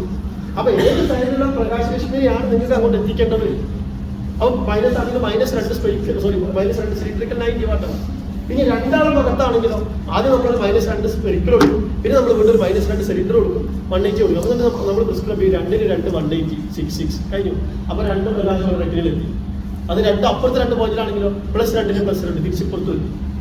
ഇതൊക്കെ ഒപ്റ്റോമെട്രിസ്റ്റുകൾ ചെയ്യും. പക്ഷേ ഇത് നമ്മൾ മനസ്സിലാക്കി വെക്കണമെന്ന് പറയാൻ കാരണം എന്ന് വെച്ചാൽ പലപ്പോഴും നമ്മൾ ജോലിക്ക് ചേരുന്ന സമയത്ത്, ആദ്യമായിട്ട് നിങ്ങൾക്ക് ജോലിക്ക് ചേർന്ന സമയത്ത് നിങ്ങൾക്ക് ചിലപ്പോൾ പ്രിസ്ക്രിപ്ഷൻ -2 സ്പെരിക്കൽ, നിങ്ങൾ അറിയാതെ +2 സ്പെരിക്കൽ ഓർഡർ കൊടുത്തു കേട്ടോ. കമ്പനി വന്നു, ലെൻസ് ഫിറ്റ് ചെയ്ത് കൊടുത്തു, കസ്റ്റമർക്ക് എമ്മാനും ശരിയാവുന്നില്ല, കസ്റ്റമറിനോട് കറങ്ങി വീണ് ആകെ പ്രശ്നമായി. അവസാനം എടുത്ത് നോക്കുമ്പോൾ -ന് അവരെ +ആണ് കൊടുത്തത്. പിന്നെ മുതലാളിയോ അല്ലെങ്കിൽ നിങ്ങൾ ആശാനോ നിങ്ങളെ വിളിച്ച് അറിഞ്ഞും പുറഞ്ഞും ചീത്ത പറഞ്ഞു. എവിടെ നോക്കിയിട്ടാണ് പ്രിസ്ക്രൈബ് ചെയ്യുന്നത്, ബോധമില്ലെന്ന് വെച്ച് ചീത്ത. നിങ്ങൾ നോക്കുമ്പോൾ ഒരു വരന്റെ പോലെ വേറൊരു വരം തരും. ഇതിനിപ്പോൾ ഇതിനകത്ത് ചൂടാവാൻ എന്താണ് എന്നായിരിക്കും സെയിൽസ്മാൻ പൊതുവെ ചിന്തിക്കാം. ഇവിടെ എന്താ സംഭവിക്കുന്നത് വെച്ച് കഴിഞ്ഞാൽ -ആണ് വേണ്ടിയിരുന്നത് എന്ന് പറഞ്ഞാൽ റെറ്റിനയുടെ ഫ്രണ്ടിലാണ് റെറ്റിനയിൽ എത്തിക്കുക എന്നുള്ളതാണ് നമ്മുടെ ധർമ്മം. അതുവരെ നമ്മൾ കൊടുത്തത് +ആണ്. അപ്പൊ എന്താ സംഭവിക്കാന്ന് അറിയാം, നമ്മുടെ കണ്ണടന്റെ ഫീൽഡിൽ മാത്രമുള്ള പ്രത്യേകതയാണ് നമ്മൾ ചെയ്യുന്ന ട്രീറ്റ്മെന്റിന്റെ റിസൾട്ട് ഇല്ലെങ്കിൽ കുഴപ്പമില്ല. അപ്പൊ എനിക്ക് പനി വന്നു, ഞാനൊരു മരുന്ന് കുടിച്ചു, എന്റെ പനി മാറിയില്ല എന്നാണെങ്കിൽ പോട്ടെ നോക്കാം. പനി സിവിയർ ആയാലും 8 മണിയിൽ വരാം. ഇവിടെ അതാ സംഭവിക്കും, -2 പ്രശ്നം. ഇവിടെ നാളെ ഇങ്ങോട്ട് എത്തുന്നത് പോട്ടെ സഹിക്കാന്ന്, ഇവിടെ നാളെ പിന്നെയും ബാക്കോട്ട് പോകും. തിരിച്ചാണെങ്കിൽ അങ്ങനെ തന്നെ. അപ്പൊ ജസ്റ്റ് ഒരു ചിഹ്നം മാറുമ്പോൾ കസ്റ്റമർ അനുഭവിക്കുന്നത് വല്ലാത്ത ഗതികേടാണ്.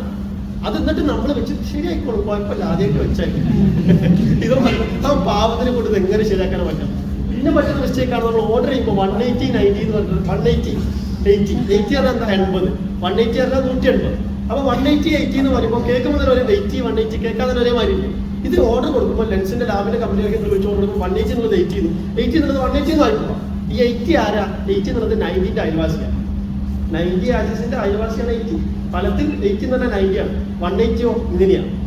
അപ്പൊ നിങ്ങൾ ഈ പറഞ്ഞ സമയത്ത് 90 80 മാറിപ്പോയി കഴിഞ്ഞാൽ നമ്മൾ ഉദ്ദേശിക്കുന്നത് ഒരാൾ റെറ്റിനയിലുണ്ട്, മറ്റേ ആൾ ഇപ്പുറത്ത് തെറ്റിക്കിടക്കണം, മൂപ്പരത് അപ്പുറത്തേക്ക് എത്തിക്കണം. ഇതാണ് നമ്മൾ ഉദ്ദേശിക്കുന്നത്. ആക്സസ് ഒന്ന് മാറുമ്പോൾ എന്താ സംഭവിക്കാന്ന് അറിയാം, ആ തെറ്റിക്കിടക്കുന്ന ആൾ അവിടെ അങ്ങോട്ട് എത്തുന്നത് പോട്ടെ, മര്യാദയ്ക്ക് റെറ്റിനയിൽ നിൽക്കുന്ന ആളെ ഡിസ്റ്റർബ് ചെയ്യും. ഇതാണ് ഇതിന്റെ പ്രശ്നം. അപ്പൊ ആക്സിസ് ഒന്ന് മാറിയ, പവർ ഒന്ന് മാറിയ, കസ്റ്റമർ കൊടുക്കേണ്ട വില ഭയങ്കര വലുതാണ്, ഭയങ്കര വലുതാണ്, നന്നായി സഫർ ചെയ്യും. അതുകൊണ്ടാണ് ഇതിന് ഇത്ര സീരിയസ്നെസ് ഉണ്ടാകുന്നത്. ഇത് വളരെ ശ്രദ്ധിച്ച് ചെയ്യണം. കാരണം ടെക്സ്റ്റൈൽ ഷോറൂമിൽ നിൽക്കുന്ന അല്ലെങ്കിൽ ജ്വല്ലറി ഷോറൂമിൽ നിൽക്കുന്ന സെയിൽസ്മാൻമാരെ പോലെയല്ല ഒപ്റ്റിക്കൽ ഷോപ്പിൽ നിൽക്കുന്ന salesman. You should be proud to be of that. And അത് മാത്രമല്ല, നിങ്ങൾക്ക് നല്ല ബോധം ഉണ്ടാവണം നിങ്ങളെ പണി ഇതാണ്. ഇത് ചെറിയ കുട്ടിക്കളിയൊന്നുമല്ല. അതുകൊണ്ടാണ് ഈ ചിഹ്നം കറക്റ്റായിട്ട് മനസ്സിലാക്കണം, ആക്സസ് കറക്റ്റായിട്ട് മനസ്സിലാക്കണം, കസ്റ്റമർ റിക്വയർമെന്റ് എന്താണെന്ന് മനസ്സിലാക്കണം, അവരുടെ രീതികൾ എന്താണെന്ന് മനസ്സിലാക്കണം, അവർ ഉപയോഗിക്കുന്ന കറണ്ട് എന്താണെന്ന് മനസ്സിലാക്കണം, അവരുടെ ഒക്യുപ്പേഷൻ എന്താണെന്ന് മനസ്സിലാക്കണം. ഇതെല്ലാം മനസ്സിലാക്കിയിട്ടുള്ള സംഗതി കൊടുക്കാമെന്ന് പറയുന്ന സംഗതി എന്ന് പറയുന്നത് പിന്നെ എന്താ പറയുക, ഈ പ്രൊഫഷൻ ഒരു ഇമ്പോർട്ടൻസ് വരാവുന്നതാണ്. നമ്മൾ പിന്നെ മേ ബി വിദ്യാഭ്യാസമുള്ളവരാവാം, ഇല്ലാത്തവരാവാം, യാദൃശികമായിട്ട് ഈ ഫീൽഡിൽ എത്തിപ്പെട്ടു, അതിങ്ങനെ ആശാൻ പഠിപ്പിച്ചത് അതുപോലെ പോകുന്നു, എന്നാൽ അങ്ങനെയൊക്കെ തന്നെ മതി എന്ന രീതിയിൽ നമ്മൾ മുന്നോട്ട് പോയി കഴിഞ്ഞാൽ ഒരു സംശയം വേണ്ട നമ്മൾ അപ്ഡേറ്റഡ് ആയി. നമ്മൾ സ്വയം അപ്ഡേറ്റ് ആയിട്ടില്ലെങ്കിൽ ഓക്കെ, ആയ കാര്യം നമുക്ക് ചിലപ്പം പഠിക്കാൻ പറ്റിയിട്ടുണ്ടാവില്ല, സാഹചര്യങ്ങൾ പ്രതികൂലമായിരിക്കും. പക്ഷെ ഇതുപോലുള്ള പഠിക്കാനുള്ള അവസരങ്ങൾ വരും, ഇതുപോലെ ട്രെയിനിങ്ങുകൾ ശരിക്കും ADOയുടെ ഒക്കെ അപ്രീഷിയേറ്റ് ചെയ്യേണ്ട ഒരു സമയങ്ങളിൽ ഇതുപോലെ ട്രെയിനിങ് ക്ലാസ്സുകൾ ഇടയ്ക്കിടയ്ക്ക് വെക്കുന്നു എന്നുള്ളതാണ്. അപ്പോൾ ഇത്രയും ക്ലാസ്സുകൾ തന്നെയാണ് വേണ്ടത്. നമ്മളെ എല്ലാ വലിയ വലിയ കമ്പനികളും ഏറ്റവും കൂടുതൽ ഇൻവെസ്റ്റ് ചെയ്യണമെന്ന് അറിയുന്നത് എഡ്യൂക്കേഷനിൽ ഇൻവെസ്റ്റ് ചെയ്യുക. ആളുകളെ അപ്പോൾ സ്റ്റാഫുകൾക്ക് നല്ല സെയിലാണെന്നെങ്കിൽ സ്റ്റാഫുകളെ പഠിപ്പിക്കാൻ വേണ്ടി ഒരുപാട് പൈസ വാങ്ങും. അതെന്തിനാണ് ചെയ്യുന്നത് വെച്ചാൽ സ്റ്റാഫുകൾ പഠിച്ചാലേ അവർക്ക് സെയിൽ ഉണ്ടാക്കാൻ പറ്റും. വ്യക്തത ഉണ്ടെങ്കിൽ മാത്രമേ വേഗത ഉണ്ടാവും. ഇപ്പോൾ കാർ ഓടിക്കുമ്പോൾ ബൈക്ക് ഓടിക്കുമ്പോഴൊക്കെ നമ്മൾ ആദ്യമായിട്ട് പഠിക്കുമ്പോൾ നമ്മൾ ക്ലച്ച് ഇട്ടിട്ടാണോ ഗിയർ ചവിട്ടുമ്പോഴത്തെ ബ്രേക്ക് ചവിട്ടിയിട്ടാണോ ആക്സിഡന്റ്, ഇതൊക്കെ കൺഫ്യൂഷനാണ്. പക്ഷെ നമ്മൾ വ്യക്തമായി പഠിച്ചു കഴിഞ്ഞാൽ നമ്മൾ കൂളായിട്ട് ഫോൺ ടൈപ്പ് ചെയ്തുകൊണ്ട് ചിലപ്പോൾ നമ്മൾ എന്ത് ചെയ്യും, വണ്ടി ഓടിക്കും. അതാ കോൺഫിഡൻസ് ലെവലാണ്. അപ്പോൾ ഇതുപോലെ തന്നെ ചില സെയിൽസ്മാന്മാരെ കാണാൻ ഒറ്റ ഇരിപ്പിന് 1.5 ലക്ഷത്തിന് 2 ലക്ഷത്തിന്റെ ഫോൺ കൂളായിട്ട് മറിച്ചിരുന്നതാണ്. അപ്പോൾ പുതുതായിട്ട് ചോദിക്കുന്ന ആളുകൾ നമുക്ക് സമ്മതിക്കണം, എങ്ങനെയാണ് കസ്റ്റമർ വീട്ടിൽ കളഞ്ഞെന്നൊക്കെ പറയും. അല്ലെങ്കിൽ ചില ഒപ്പീഷ്യൻസ് ഓൻ്റെ ഒക്കെ മാറിയാണ്, അവൻ്റെ ഷോപ്പിൽ കണ്ടിട്ട് ടേണോവർ ഭയങ്കര ടേണോവറാണ്, ഇന്റെ ഷോപ്പിൽ ഇതിലും പറ്റുന്നത്. സത്യത്തിൽ അവന്റെ ഷോപ്പിലും നിങ്ങളുടെ ഷോപ്പിലും ഒരേ ലെൻസല്ലേ കിട്ടുന്നത്, എക്സ്ക്ലൂസീവ് ലെൻസുകളൊന്നും അപൂർവമായിട്ടല്ലേ ഉള്ളൂ. എന്നിട്ട് നിങ്ങളെ കൊണ്ട് അതുകൊണ്ട് പറ്റുന്നില്ല, നിങ്ങൾക്ക് അറിവില്ല, അതുപോലെ സെല് ചെയ്യാൻ പറ്റുന്നില്ല. അറിവുണ്ടെങ്കിൽ മാത്രമേ നന്നായിട്ട് സെല് ചെയ്യാൻ പറ്റൂ. അപ്പോൾ ഓരോ അറിവെന്ന് പറയുന്നത് സത്യം പറഞ്ഞാൽ നിങ്ങളിൽ സ്വയം ഇൻവെസ്റ്റ് ചെയ്യുകയും അതിലൂടെ നിങ്ങൾ തന്നെ സെല് കൂട്ടുകയും ചെയ്യാം. ഇൻഫർമേഷനും ഇതുപോലുള്ള ക്ലാസ്സുകൾക്കും എന്തുമാത്രം ഇമ്പോർട്ടൻസ് ഉണ്ട് എന്നുള്ളത് മനസ്സിലാക്കി തരാൻ വേണ്ടിയിട്ടാണ് നമ്മളെ കണ്ണിന് സീലറി മസിൽസ്, ഈ കാണാൻ സീലറി മസിൽസ് ഒരു ആക്ഷൻ കാണാൻ കിട്ടും. ഇപ്പൊ കണ്ട ദൂരത്തൊക്കെ നോക്കി ഒറ്റയടിക്ക് വായിക്കാൻ നോക്കുമ്പോൾ അവർ കണ്ണ് സ്വയം തീരുമാനിക്കുന്നത് ഇങ്ങനെയാണ്. പക്ഷെ 40 വയസ്സിന് ശേഷം 30 ആക്ഷൻ പണ്ടത്തെ പോലെ പഠിക്കില്ല. എന്ത് പറ്റും വെച്ചാൽ പണ്ടത്തെ പോലെ ആവില്ല, സ്വാഭാവികമല്ല, നമ്മൾ ഒട്ടുകാലം വരുന്നതൊക്കെ പറഞ്ഞ പോലെ ആവില്ല. അപ്പൊ വായിക്കാൻ വേണ്ട പവർ ഉണ്ടാക്കാൻ ആ ബൾജിങ് 40 വയസ്സിന് ശേഷം നടക്കില്ല. അപ്പൊ എന്ത് പറ്റും, വായിക്കാൻ ചെറിയ ബുദ്ധിമുട്ട്. അപ്പോൾ നമ്മളെ പ്രായത്തിനനുസരിച്ച് നമ്മൾ ഓരോ 2 വയസ്സും കൂടുമ്പോഴും അതിനനുസരിച്ചുള്ള അഡീഷൻ പവർ ഇങ്ങനെ ആഡ് ചെയ്തുകൊണ്ട് ഇപ്പം പവറില്ലാത്ത ഒരാളാണെന്നുണ്ടെങ്കിൽ അവർക്ക് എന്താണെന്ന് വെച്ചാൽ പവർ ഇതിനെ കൂട്ടിപ്പോകും. പിന്നെ പ്ലാനൊക്കെ ആയിരിക്കും. ഇപ്പൊ പവറുള്ള എന്നെ പോലത്തെ ആളുകളാണെങ്കിൽ എന്റെ പവർ ബൈ അഡീഷൻ, ഇങ്ങനെയാണ് നമ്മളതിനെ പവറുകൾ കൂട്ടി കൊടുക്കുകയാണ് ചെയ്യുക. അപ്പോൾ ഇത് ഉള്ളതുകൊണ്ട് നമുക്ക് നല്ല സുഖമാണ്. നമ്മൾ ഇൻഡസ്ട്രി ഒരിക്കലും കൂട്ടില്ല, കാരണം എല്ലാവർക്കും 40 വയസ്സ് ആവില്ല. അപ്പൊ നിലവിൽ അതിനുള്ള കണ്ടുപിടുത്തങ്ങളൊന്നും വന്നിട്ടില്ല, അതുകൊണ്ട് നമുക്ക് എന്തായാലും കൂട്ടുന്ന സംഗതി. ഇതാണ് അസ്റ്റിഗ്മാറ്റിസം, മയോപ്പിയ. നിങ്ങളൊന്ന് ആലോചിച്ച് നോക്കി, ഇപ്പൊ ഞാൻ ഇത്രയും നേരം പ്രസംഗിച്ച സംഗതി, ഇത്രയും നേരം ഞാൻ പറഞ്ഞ സംഗതി പുതുതായിട്ട് എന്തെങ്കിലാണോ? ഒരിക്കലും പുതിയ സംഗതിയല്ല, പക്ക ബേസിക്കാണ്. പക്ഷെ നിങ്ങളെല്ലാവരും, നിങ്ങൾ 99% ഓഡിയൻസും ഞാൻ ഈ പറഞ്ഞ സംഗതി കേട്ടുകൊണ്ടിരിക്കുന്നത് എന്തോ ഒരു പുതിയ സംഗതി കേൾക്കുന്ന, ഒരു പുതിയ കഥ കേൾക്കുന്നത് പോലെയുള്ള ഒരു ആകാംക്ഷയും ഒരു ഇതും നിങ്ങളുടെ മുഖത്ത് കാണാമായിരുന്നു. അത് മറ്റൊന്നുമല്ല, ഞാൻ വേറെ രീതിയിൽ പറഞ്ഞില്ല, ഞാൻ പുതുതായിട്ടൊന്നും പഠിപ്പിച്ചു കൊടുക്കുന്നില്ല. ഇനി ശരിക്കും ഞാൻ ഈ ക്ലാസ്സിന് ഉദ്ദേശിക്കുന്ന സ്ലൈഡുകൾ ആക്ച്വലി അതിനുള്ള സമയത്തെങ്കിൽ കൂടി ഞാൻ എന്താണ് ഉദ്ദേശിക്കുന്നത് ഞാൻ ജസ്റ്റ് ഒന്ന് കാണിച്ചു തരാം. ഇതിലോട്ട് നോക്കുക, ഞാൻ ആ പ്രസന്റേഷൻ ഇത് വെച്ചിട്ടുണ്ടായിരുന്നു. ഇതാണ് എൻ്റെ പ്രസന്റേഷൻ.